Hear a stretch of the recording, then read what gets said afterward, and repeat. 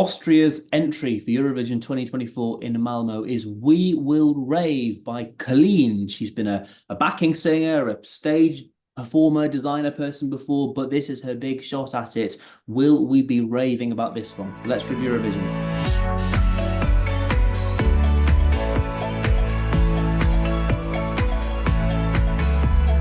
Yes, so Kaleen is Austria's entry for Eurovision 2024. We Will Rave. It's very, very noughties.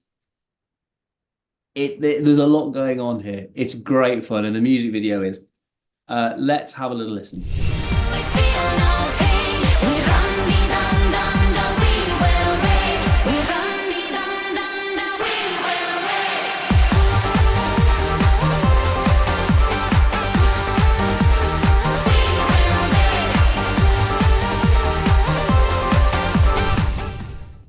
Right. Are we going to rave about this one then, Emily? What do you think? Yes, I'm going to rave about this one. Part of me, I feel like this song belongs in an exercise class. It belongs in like a body pump class, you know, the weights ones. It feels like you get that real build up to the your instructors shouting at you, going like, are you ready to do your singles? Yeah, you ready to go? I just think it's great fun. I think it's quite interesting that they're almost kind of it feels very similar to Halo from the other year, which obviously did not end up doing particularly well, but that's probably because she couldn't sing it live. Yeah, but it is. It was awful. She couldn't sing it at all. But it's that exact same kind of like genre, which I do think is interesting that they're trying to kind of chance it again. But I do just find it extremely fun, and it's kind of everything. I find it really fun, but there is a kind of, it's very kind of Eurovision cliche. It's very kind of Euro dance, Euro pop, and it's like exactly what kind of music experts will say is wrong with Eurovision, because it is a cliche kind of pop dance song. But that doesn't mean I don't enjoy it, and yeah, I'm a big fan. Well, I'm going to echo all of that more so. I think this is an instant Eurovision classic. It's just fantastic. And this is the second year in a row that Austria has sent something that shouldn't work, yet somehow really, really does. And I hadn't thought of the Halo comparison, and you're right, but this is so, so much better because it's fun. Whereas that was just like radio friendly. This is fun. It's got energy. It goes for it, and it sort of invites you to dance along with it. Because it's a little bit cheesy, it's quite camp, but I'm here for it.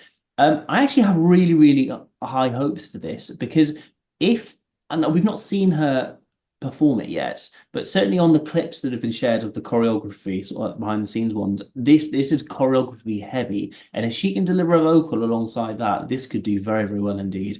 It's just so fun, and it builds fantastically, and it leans into the noughties sort of Eurodance rave music, but it kind of, I don't know, it embraces it rather than mocking it, and rather than, you know, being dated. It kind of knows it's dated, but in a sort of nostalgic way, and it goes along with it, and it invites you to come with it as well. I think people are going to love this. It's going to pop in the arena. It's in the second semi-final, so I'll be there, and I will be boogieing away to this. The whole arena is going to be like, oh, I actually cannot wait. It is fantastic.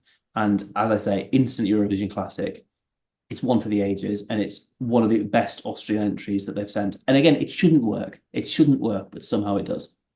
I think we need to start doing a tally on screen every time you mention that you're going to the second semi-final. I've only done it twice. I know, but we've only recorded 3 episodes, and one of the countries wasn't in a semi. So I think it's just appropriate to have a running tally. I think France is actually, because you know that the big 5 are now performing in the semi-finals. Oh, give it over. That doesn't count. I know it doesn't count, but I think France is actually in semi-final too. So I think I'll see all of them. And I don't like the French one, so I'm that's going to be my PT break. You go for a poo and make a cup of tea. That'll be my one. So yeah, this is You're making a cup of tea in the arena. bringing my kettle along somewhere in the thing. So as we say, this is in the second semi-final. As it stands, we don't know. We're a few hours away from finding out the running order, so we don't know where it will be performing. But this is in the first half. Do we think this is going to qualify? And if so, how do we think it's going to do in the final? And also, lots of questions here. What are you going to score it out of 10, Emily? Because as long as she can sing this well, yes, it's absolutely through. Even if she sings it badly, it's probably going through. If there's just a kind of a bit of actual production gone into it, it'll be absolutely fine. In terms of how it does in the final, I do think it is likely to be a big hit. So I do think it's kind of, I'd say top 10. It just kind of depends what they do with it as to whether it kind of gets into top 6. See, again, I'm doing all these specific because I don't think it's top. In my mind, it's not top 5, but that doesn't mean I wouldn't like it to be. But I can't see it getting above that. For me, my personal ranking, I've given it an 8. I'm a big fan. Bopping away, doing my body pumping. Yeah, I mean, I'm going to echo all of that. I'm going to give this a 9. It's one of my favorites this year. I'm obsessed with it. It's, again, it's so clever. Well, it's not even clever. It's just camp and fun. Last year's was clever. This is just fun. It invites you to boogie along with it, and I love it. I think it will definitely qualify. Because there are, and admittedly, the second semi-final is tough this year. It's one of the toughest semi-finals, but I still think this will breeze through. How will it do in the final? It very much depends on how it is on the stage, I think. Because I can see this is probably the broadest kind of category ever. I don't think it's going to finish bottom 5. I don't see any situation where it finishes bottom 5, but I can see it coming anywhere between like 3rd and 20th, which is huge. It's like basically narrow, keeping it narrow. Keeping it nice and narrow. I just think if she can, if it is choreography heavy and if she can sing it, then it becomes like a Chanel sort of scenario because I think the Telebot will love this anyway, but I think the juries will get behind it as well, in which case suddenly it starts doing very, very well. But if it's not quite up to scratch and she's out of breath or something, or if it has the running order is against it, I mean, I don't think they'll put Austria first in the final 2 years in a row because that would be ridiculous. But I think if it's quite early in the final, it might just get forgotten if some of the crazy entries like, Finland or Croatia or the Netherlands are a bit later on, it might just get forgotten, which I hope it doesn't. But there's a lot of different variables here, and if it hits all of them, if it gets good running order, good performance, good vocal, this can do very well. If it's on the bad luck side of all of it, then it may slip towards the bottom 5. I don't think it will finish bottom 5, but this is the window of where this could finish is quite broad.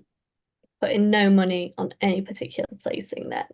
Yeah, it's a very unpredictable year. I do not want to call who's going to win this year because it's very, very open, which is good. Indeed.